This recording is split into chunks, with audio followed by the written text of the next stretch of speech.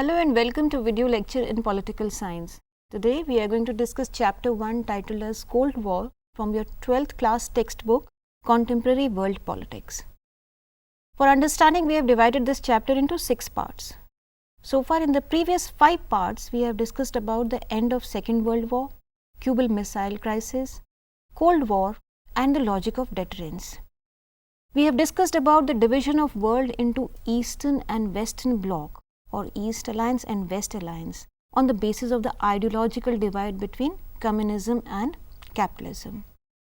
We have discussed briefly about arms control treaties and the emergence of NAM. Today in this part of the chapter, we will discuss about NIEO, that is New International Economic Order, and India's role as a non-aligned country. Now, as you know that most of the non-aligned countries had gained recently independence from the colonial rule, either the British, French or the Portuguese. After independence, economic development was necessary in order to overcome the plunder and exploitation they had witnessed during the foreign rule, like in the case of India. They realized that along with political independence, sustainable economic development was necessary. Otherwise, these countries will remain dependent upon their richer countries, which were once upon a time the colonial powers which had ruled them. Now, although in the first summit of NAM in 1961, the economic issues were not given too much of importance, but by the middle of 1970s, economic issues became the most important issues for the NAM countries. NAM actually became an economic pressure group. From this change in position came out the idea of New International Economic Order, that is NIEO. NIEO was a comprehensive package of multilateral policy options that aimed to improve the position of third world countries in the world economy. What is multilateral? Multilateral is where large number of countries are in relation with one another and they carry out certain policies for their own benefit. Multilateralism can be seen in the foreign policy of many nations. In contrast to bilateralism, where only two countries are interacting with one another. Now, it came out at the NAM conference held in September 1973 that multilateral policies must be adopted by these countries in order to progress and ensure economic development. Subsequently, the leaders of NAM requested a special session of the UN General Assembly through the United Nations Conference on Trade and Development. This was to revise the international economic system in the favor of third world countries, and they wanted them to address the issues associated with international trade, raw material, promote the interest of the third world countries by improving the terms of trade, increase development assistance, that is the aid which is given to these nations for the development, and reduction of tariff. The objective of NIEO was to enhance capacity building and develop collective self-reliance among the members of NAM in order to attain sustainable, people-centric economic and social goals for development. The United Nations Conference on Trade and Development proposed reforms in the global trading systems. These reforms were proposed in order to give the LDCs certain benefits. What were these benefits? The first one is control over natural resources which have been so far exploited by the developed countries when they were colonizing the countries. The second important point was to reduce the cost of import of technology from the Western countries. As you know, there was a gap in the technological advancement of the Western countries and the developing countries. And the technology which was imported from the developed world or the Western countries came at a high price. So, they wanted reduction in the cost of import of this technology, which can be further used for the benefit of the developing countries. The third point is that they wanted to provide LDCs or least developed countries greater role in international economic institutions, which is IMF, International Monetary Fund or the World Bank, and provide them access to the Western markets for selling their products and enhance trade. all these benefits would have benefited the economies of the developing world. The LDCs or least developed countries called for debt relief, and they also wanted a powerful voice of the third world on the boards of IMF, that is International Monetary Fund, and World Bank, so that their ideas and their needs can also get represented in these bodies.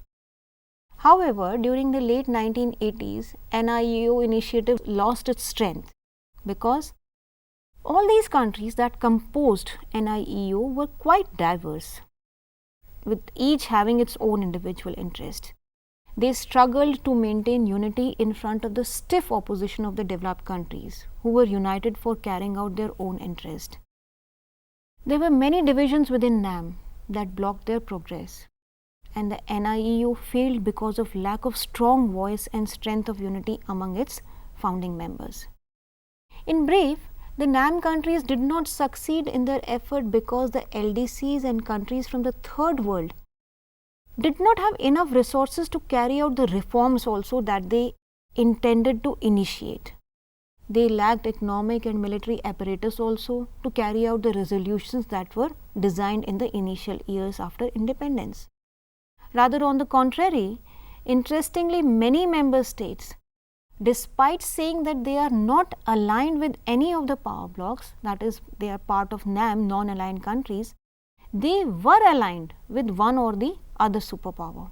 As we can say in the case of Cuba, which was aligned with USSR, usually most of them were aligned with the Eastern Bloc. As we have also discussed that most of the founding members, those 5 we discussed, they all espoused the cause of socialism. So, they were somehow tilted towards the Eastern Bloc. Now, let us briefly discuss India's policy and position during the Cold War years. As India was one of the founding members of NAM, it played an active role during the Cold War era. On one hand, India stayed away from the two power blocks and maintained equal distance from both the sides. On the other hand, India also raised its voice against any newly independent country to become part of the two power blocks. If any country got inclined towards any of the power bloc, India raised its voice and wanted it to remain non-aligned. India's policy to remain non-aligned cannot be seen as either negative or passive. As Nehru had said, it is not a policy of fleeing away, that is, escaping from the scene, but on the contrary, India was playing an active role in interfering or intervening in the world affairs, and it attempted to reduce Cold War rivalries also. Diplomats and leaders from India communicated and mediated between the superpowers to prevent differences. For example, they did so during the war in Korea during 1950s. India also mobilized other non-aligned countries to further the cause of peace and stability. That was the goal of NAM countries. It also engaged regional and international organizations for its purpose, both for peace, stability and economic development of the least developed countries.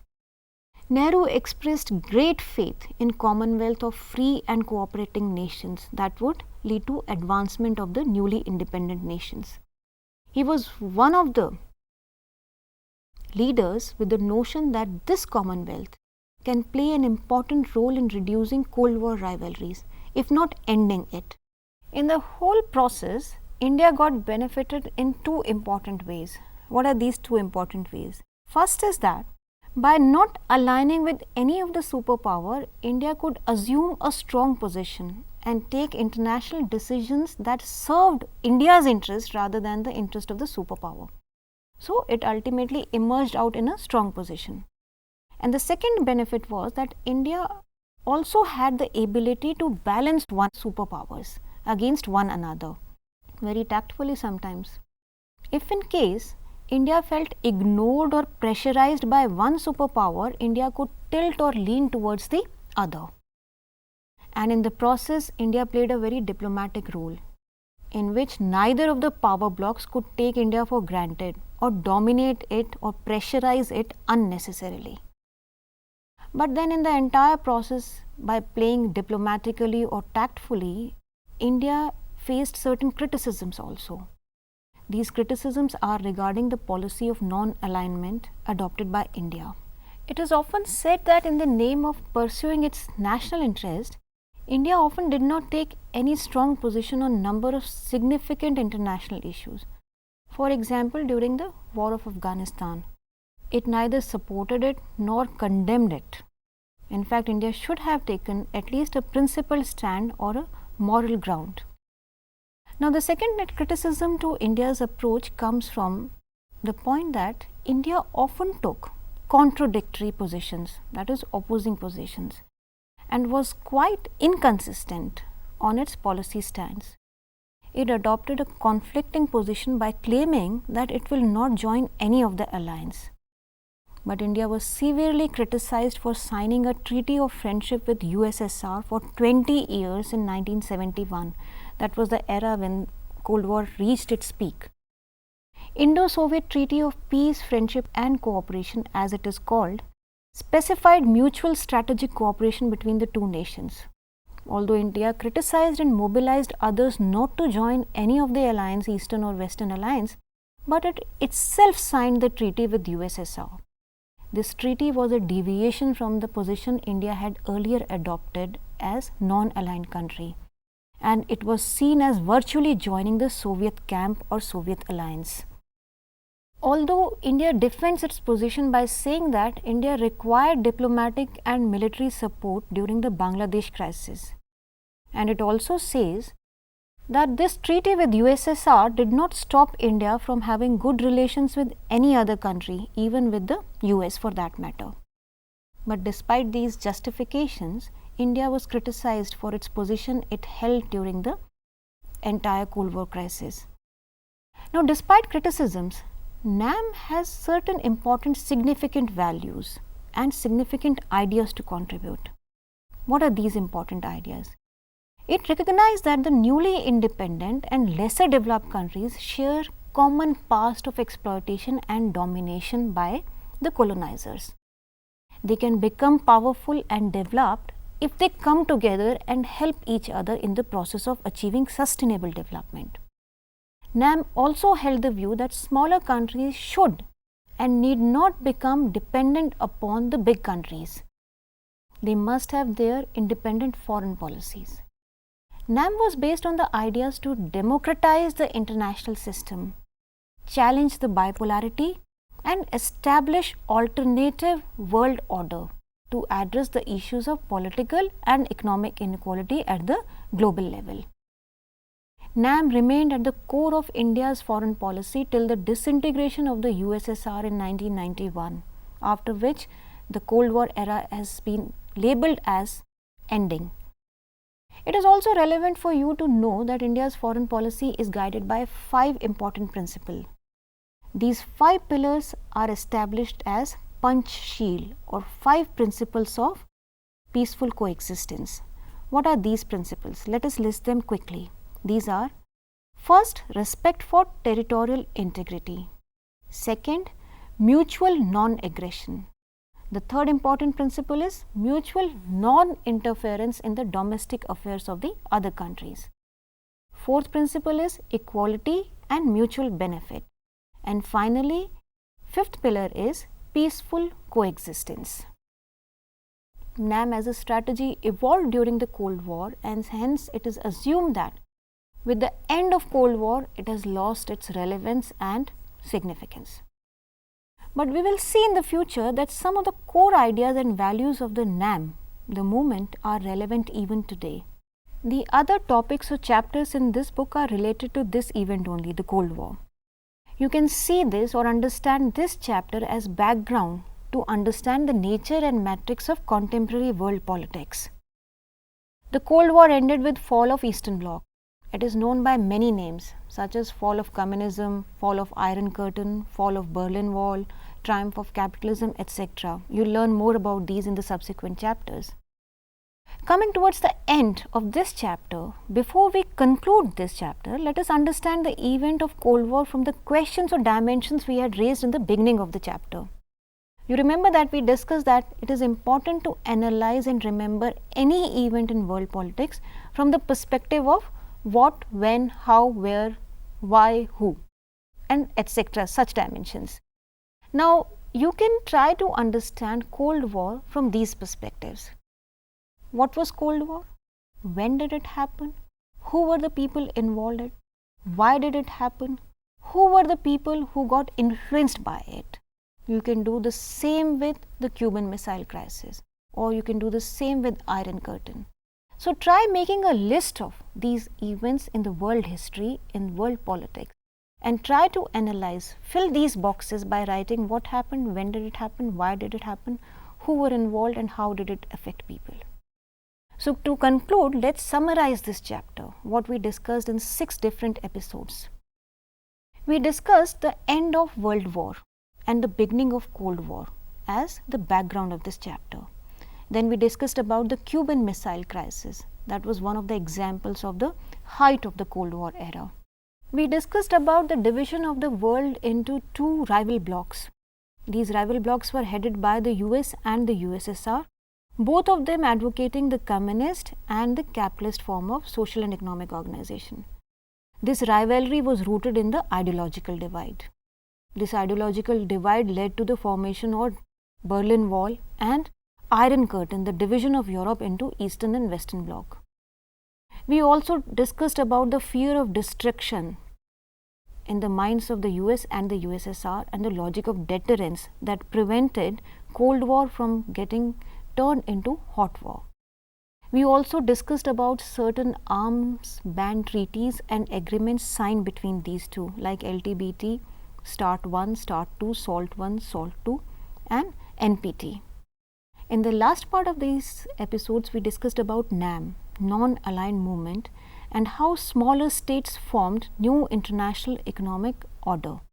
We also discussed about problems with NAM and how it lost its significance and effectiveness on the global political scene. And towards the end, we discussed about India's position during the Cold War eras. This is not the end, but the beginning of world politics. Enjoy reading this book. Thank you.